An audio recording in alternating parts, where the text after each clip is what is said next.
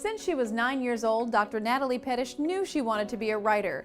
This early and extremely deep passion is one she would end up pursuing and excelling at, but it certainly wouldn't be her only area of expertise. Dr. Petesch harnessed her gift for the written word into an accomplished, decades-long career in education, sharing her wisdom in the field of English with generations of students across various universities.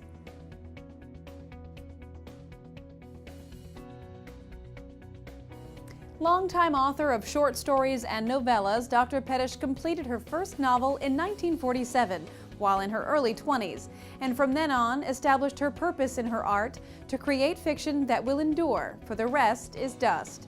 She pursued higher education soon afterwards and earned a Bachelor of Science from Boston University, graduating magna cum laude in 1955. She subsequently received a Master of Arts from Brandeis University the following year and earned her Ph.D. from the University of Texas in 1962.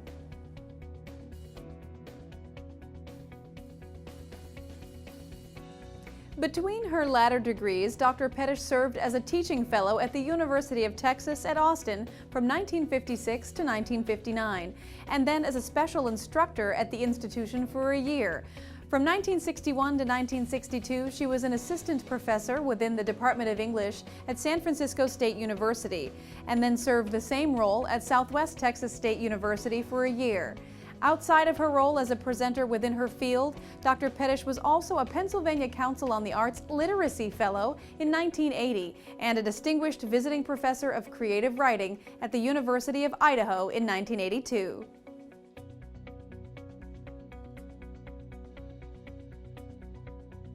As an author, Dr. Petesch has been at her most productive and prolific, writing, publishing, and releasing works for decades. Her most recent, Stories of the Civil Rights Movement, Selma 1965, was released in 2006. Prior to that was 2005's The Confessions of Senora Francesca Navarro and The Immigrant Train and Other Stories in 1996. Her earlier books include The Odyssey of Katinou, Kalokovich, and After the First Death, There Is No Other in 1974, The Long Hot Summers of Yasha K, and The Leprosarium in 1979, Soul, Clap Its Hand and Sing in 1981, Duncan's Colony in 1982, and Wild with All Regret in 1986. She also wrote Flowering Mimosa in 1987 and Justina of Andalusia and Other Stories in 1990, among several other publications. Of all she's accomplished in her professional life, it's been her written work that Dr. Petesch is most proud of. Her husband, Donald Anthony Petesch, regards her latest writings as her best and called her work beautiful.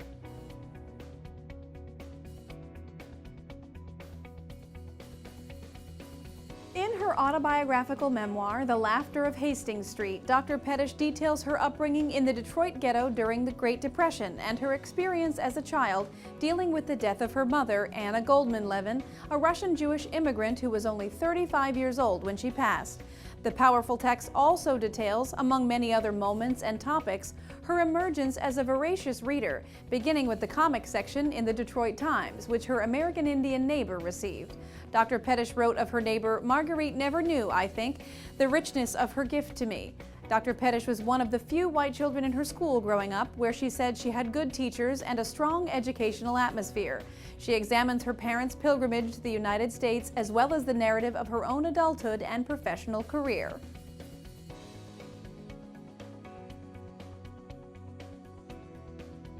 For her work, The Odyssey of Katinou, Kalokovich, which sold 1,400 copies and would have sold thousands more had it not been for budgetary restrictions, Dr. Petesch was interviewed for a lengthy profile in Mother Root Journal, in which her work was said to have been compared by critics to Franz Kafka and Flannery O'Connor.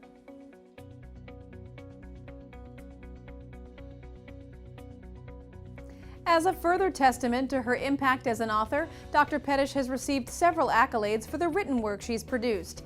These include the Pittsburgh Cultural Trust Award for Outstanding Established Artist in 1991, the Harvey Curtis Webster Award for Best Story in 1989, the Swallow's Tail Award in 1985, and the Louisville Review Fiction Prize in 1978.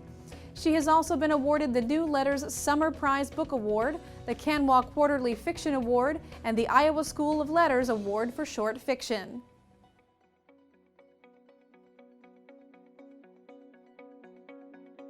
The following is a passage from her 1991 artist statement to the Pittsburgh Cultural Trust. The intensity of my dedication to literature for the past 4 decades derives not only from that passionate love of language every writer must feel, but from deep cultural experiences. My parents were illiterate immigrants who came here from Russia via Ellis Island in 1914. When my mother died at the age of 35, she had not yet learned to read or write. Her desperate struggle to survive in Detroit's Black Ghetto, where our family lived, inspired in me an unquenchable desire to create stories of men and women striving heroically to overcome ignorance and poverty. It is perhaps for this reason that several reviewers of my fiction have referred to my Steinbeck-like characters. Although my lifelong work has been the creation of fictional characters, my writing has also been catalyzed by history. I have tried not to live in a world of beautiful language alone, separate from historical events. I have worked instead to create characters living in a real, if painful, world. My fiction, therefore, reflects my concern with social issues, with civil rights, with nuclear war, with the freedom of the artist, with the decline of the steel and mining industries, with the struggles of the elderly, with the threat to the environment.